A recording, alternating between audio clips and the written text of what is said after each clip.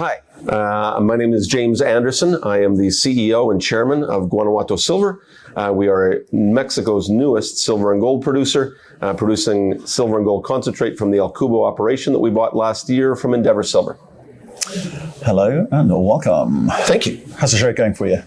Show's good. I would say that the venue is fantastic. Amazing. The Quebec City is marvelous. It's the history and the buildings, the architecture are fantastic. The food is good. It's the first time that they've had a conference here, so it's a little slow.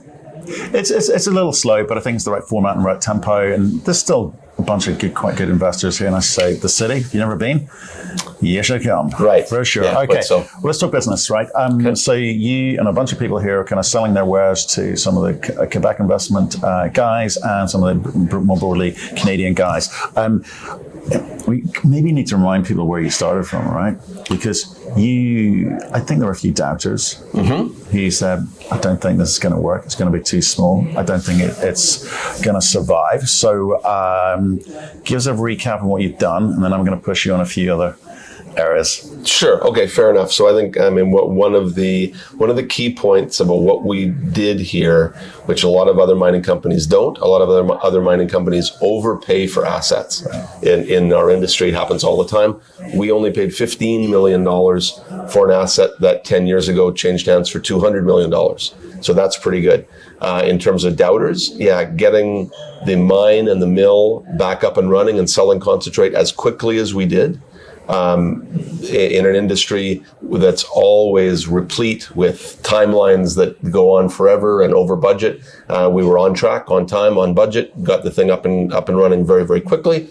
We're at a stage now where I can say confidently that we've built a platform for our future growth in the Guanajuato area. That's important because you used a phrase in the past, I don't know if you're still using it, which was, built for profit, not for volume, right? Right. Mining is surely all about volume, scale, growth, and the blue sky opportunity. So you picked up, I concede that to you. You picked up amazing infrastructure for not a lot of capital. You've got it up and running. In fact, you're now also processing other people's ore as well. Is that right? We have only on a one-time basis, right? But I think that can. Whether we do that again, Matthew, or acquire other assets in the region in order to get scale, I think that's still an open question. So you think you proved yourself enough to be able to go and say, I can raise some money to go and acquire other additional assets in the industry? 100%. The mill is processing material. We're doing about 30,000 tons a month. But in 2018, Endeavour Silver was doing 54,000 tons a month through the same plant. So we absolutely have a greater capacity than we're using right now. So you need to focus on that. Do you think the mill is capable of getting back up there, or is that going to require more money to get back up to that kind of scale? No, it can do that right now. So why is it not doing it now? Well, simply a matter of lack of good grade material from El Cubo. Right. We have been using our other project material in the area called Pinguico. That's only 8 kilometers away. That's a stockpile of older waste material that was generated from mining about 110 years ago. So that's there, but we've weaned ourselves off of that almost entirely. Currently, we're taking about 30,000 tons a month from El Cubo itself. Right. That's great. But I don't think we want to take more from El Cubo. If we do, we will end up with the same problems that Endeavour had. You can only take so much material so quickly from a narrow vein epithermal system in central Mexico. If you take too much, you cannot drill fast enough to replace that material. Okay. Right? Okay, so that still says to me, this is destined to be small. So where's the growth come from? Where are you going to find enough ore to kind of feed the beast, as it were? And I think the answer to that is everywhere we look in this 450-year-old mining camp. So there's all kinds of different opportunities. There's 3 old mines that are shut down that Fresnillo owns. Fresnillo is the world's largest silver mining company, and they view those assets as being too small. If you look just a little further afield, Great Panther has a number of assets that were closed in November of last year. And the only reason why that happened was because of lack of tailings capacity. And there are numerous other smaller past producing assets that are maybe owned by Mexican families or Mexican mining companies. We have an ability, because of our 100% Mexican workforce to be able to liaise with those folks and do deals. So look for that. Okay, so you're trying to tell me a story about the sum of the parts, right? That's complicated. You have lots of moving parts, variables, as it were. Especially if, I want you to tell me that they're not tired, old, previously producing mines. What's so special about these? It's not big enough for Fresnillo, but it's big enough for you, or good enough for you. Why? Well, because we don't have a $6 billion market cap. They do. Right, we've got $100 million market cap. So assets that we might look at and go, yeah, that is of a good size and can readily be brought back into production because of our excess capacity at Cubo. Okay, Fresnillo is going to look at that and go, well, yeah, but that does not move the needle on our $6 billion market cap company. Okay, so you know what you want to do.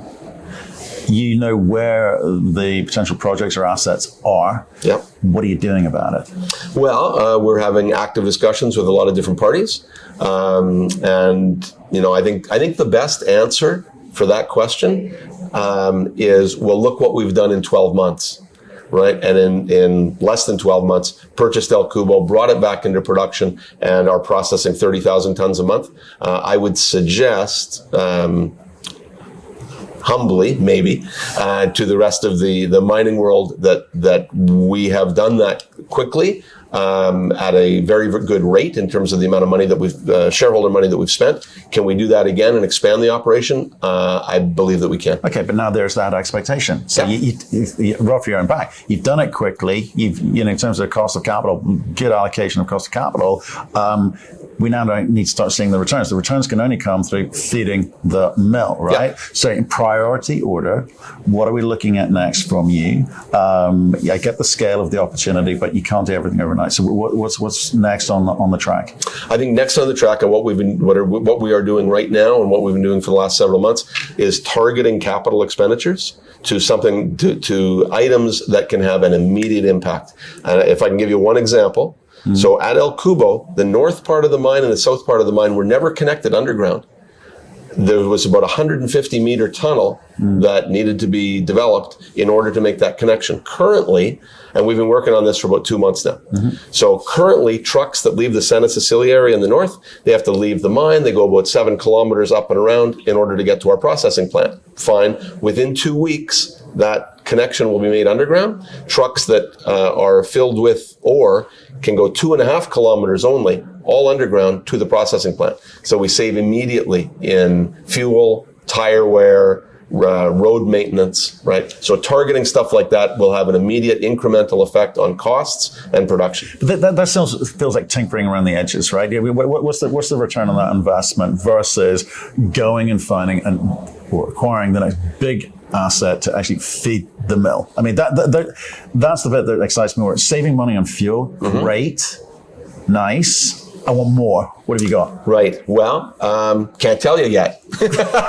Right. I mean, I can't get into more detail than we already have about some of the possibilities within the region. What I can say is that there's 450 years of mining activity in this region. So one of the great mining camps. Also, you were sort of alluding to, are we at the end of these tired mines? Well, I think people might have said that in the 1700s or the 1800s, and yet in the 21st century, we continue to mine these mines and find new material. We've got 3 drill rigs turning at El Cubo right now, finding more mineralized material for the plant. That is absolutely a priority, and we're having some very good success with that, as evidenced in a couple of our news releases this year. Very good grades. They're narrow, and some of the people say, well, that's pretty narrow veins. That's what we mine. Right. Okay. I don't want to go to having this conversation about dilution and what you should be chasing, but like say, you can't say anything yet. Does that mean there are active conversations? Not we're looking. I get that all the time. Are there active conversations or solutions, quick fixes that are going to happen this year? Because look, the market sucks. Okay, the market sucks for everyone, right? But at some point, when things change, people want to be looking at you going, you've done all of that heavy lifting early on, and you've been rewarded for that. 100 million or so, and perhaps, it's a little bit higher in normal times. It would be. But where's the next spurt of growth, next step change coming from? Is that on train? Is it in train? Is it happening soon? Yeah, well, just like last year. I mean, before pulling the trigger on the Cubo transaction, I mean, there's rules about how much that I can say. But I think that I can draw people's attention to how quickly we managed to do that. This is not a company that was built to stay here, right? This was a company that was built and called Guanajuato Silver. Should we change the name to Guanajuato Silver? Because we want to be able to expand our business in this region and throughout central Mexico. Ruso and Ysabela has one of the best CVs in Mexican mining. He was on our board for a year and just 3 months ago joined as president and in charge of all of our Mexican operations because he feels, like I do, that El Cubo can be used as a hub and spoke operation and bring other material, to bear there. You say that, but and I know I dug you out slightly about marginal things like saving fuel costs, but the news release this week that you just put out about, tell us about it. What's it is it meaningful? Well, I think it's very meaningful, and it's meaningful for a number of different reasons. So, what you're alluding to is a news release that we put out regarding Mastrantos number 4. This is a past tailings facility. It was closed down. We got the idea almost accidentally that there could be some high grades in there. We started testing some of that material, and there are. We then went about drilling 134 2-meter drill holes across this big tailings area. It's a large area of material that we think is going to average about 250 grams of silver equivalent. Right, it's right on surface, easily gotten at, and I think that it's important for several different reasons. It demonstrates the imagination of our team to be able to look outside the box and find. I keep talking about all these different opportunities in this 450-year-old camp, right? Well, there's one that is right there and is able to impact the economics of our business very swiftly. But do you need to go and raise capital to do that? Can you do that from what you're throwing off at the moment?